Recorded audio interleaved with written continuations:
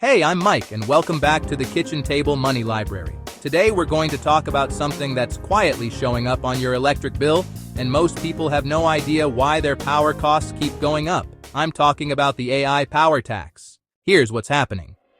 Over the last few years, big tech companies have been building massive data centers all over the country to power artificial intelligence.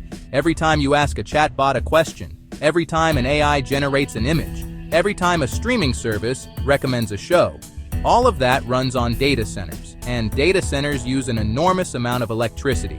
How much? A single large AI data center uses as much electricity as a small city. Some of the biggest ones use as much as 100,000 homes. That's just one data center, and there are hundreds of new ones being built across America right now. Now here's the part that hits your wallet. When a data center moves into a region, it draws so much power from the local grid that the utility company has to upgrade everything. New substations, new transmission lines, new power generation capacity. That costs billions of dollars. And guess who pays for those upgrades? You do, on your monthly electric bill. The utility companies file rate increases with their state regulators. They argue they need to recover the cost of expanding the grid. In most cases, the regulators approve it, and every household in the region sees their electric bill go up, even if they had nothing to do with the data center. In some states, residential electric rates have jumped 15 to 20% in the last 2 years. In a few areas, even more. Industry analysts expect those increases to continue as more data centers come online. This is the AI power tax. Nobody calls it that. There's no line item on your bill that says data center surcharge, but it's there, built into the cost per kilowatt hour you pay every month. Here's the part most people don't realize. The data center itself often gets a special deal. They negotiate bulk electricity rates with the utility, much lower than what you pay per kilowatt hour. So, the heaviest user of electricity in your region is paying the lowest rate, and you're paying the higher rate to cover the infrastructure they made necessary. That's the system. It's not a conspiracy. It's just how utility regulation works in most states. Now, what do you actually do about it? You're not going to stop the data centers from being built. You're not going to negotiate your own bulk rate with the utility, but there are 5 real moves you can make to protect your monthly bill from this trend. Move 1. Lock in a fixed-rate electricity plan if your state allows it.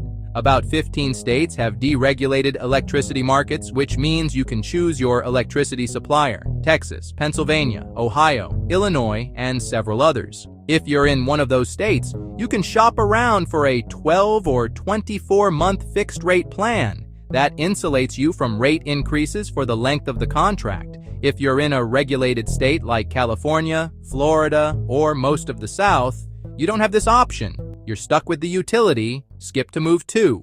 Move 2. Cut your usage. Every kilowatt hour you don't use is a kilowatt hour the utility can't charge you for at the new higher rate. Go back to the Vampire Power module if you haven't watched it yet.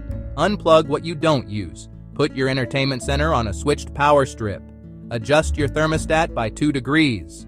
Switch your laundry to cold water. The smaller your usage, the smaller the bite. Move 3. Look for time of use plans. Many utilities now offer rates that are cheaper during off-peak hours, late at night, early morning. If you can shift your dishwasher, your laundry, and your EV charging to those off-peak windows, you can save 15 to 30% on those loads. Check your utility's website or call them to ask if time of use plans are available in your area.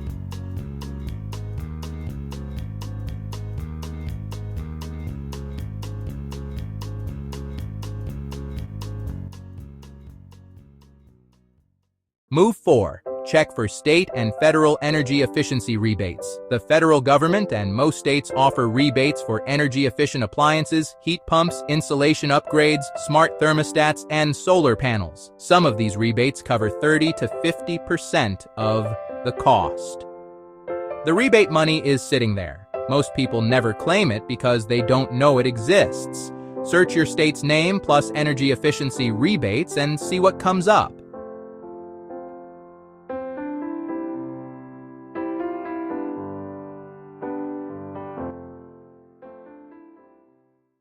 Move 5. Solar.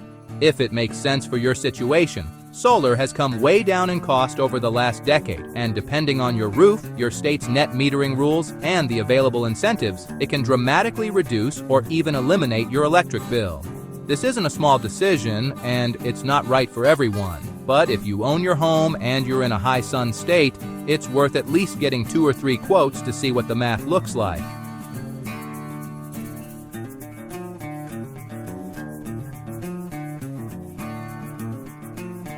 Here's the big picture. Your electric bill is no longer just about how much you use. It's about how much the data centers in your region use, and how much the utility needs to spend to support them. That trend is not going away. Anyone who tells you AI is going to make life cheaper is not looking at the electric bill. The good news is, you have moves. They're not glamorous, they're not exciting, but they work. And they add up to hundreds of dollars a year in savings that go straight back into your pocket instead of the utilities. So today's homework, pull out your last 12 electric bills if you can find them, look at the rate per kilowatt hour each month, see how much it's gone up, then pick one move from this video and do it this week. Just one, that's all I'm asking. That's it. I'm Mike, this is the Kitchen Table Money Library, and I'll see you in the next module.